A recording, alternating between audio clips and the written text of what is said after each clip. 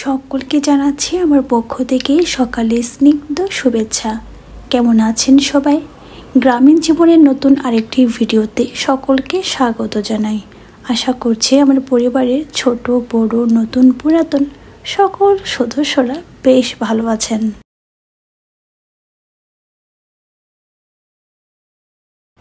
বেলা এখন ধরুন 3:30 মতো বাজে। সকালে লুচি খেয়ে তারপর বেরিয়ে পড়লাম ভার্সিটিতে। ওখান থেকে আসার পথে মা ফোন দিয়ে বলল বাসে করে গ্রাম থেকে আমার জন্য কিছু সবজি পাঠানো হচ্ছে।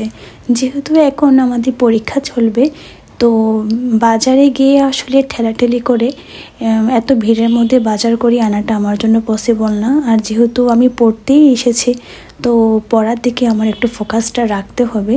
তো সেই জন্য মা অনেকটা সবজি পাঠিয়েছিল। আর এখানে পেঁয়াজের খুবই দাম, তার জন্য মা আসলে বাড়ি থেকে পেঁয়াজও পাঠিয়েছিল। এখানে ধরুন 1.5 কেজি মতন হবে। তো মাস্ক পাঠিয়েছিল। আমি আসলে এখন ট্রাভেলিংয়ের মধ্যে মাস্কটা একটু বেশি ইউজ করি। এখানে যা যা দেখতে পাচ্ছেন তার মধ্যে পেঁয়াজ ব্যতীত সমস্ত সবজি কিন্তু আমাদের জমিরই উৎপাদন করা।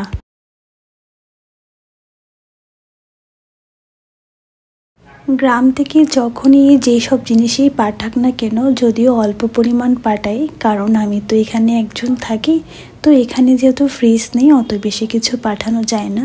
তবে গতবার যখন আমার জন্য জিনিসপত্র পাঠিয়েছিল তখন মা মরিচও অর্থাৎ কাঁচা মরিচও কিন্তু ব্লেন্ড করে পাঠিয়েছিল। এখন মা একটু ব্যস্ত রয়েছে, তার জন্য কাঁচা মরিচ ব্লেন্ড করে পাঠানোর যে বিষয়টা ওটা আমি স্কিপ করে যেতে পারলাম। এখানে যেসব জিনিসগুলো দেখতে পাচ্ছেন প্রত্যেকটা জিনিসের মধ্যে এক ধরনের ভালোবাসা কাজ করছে।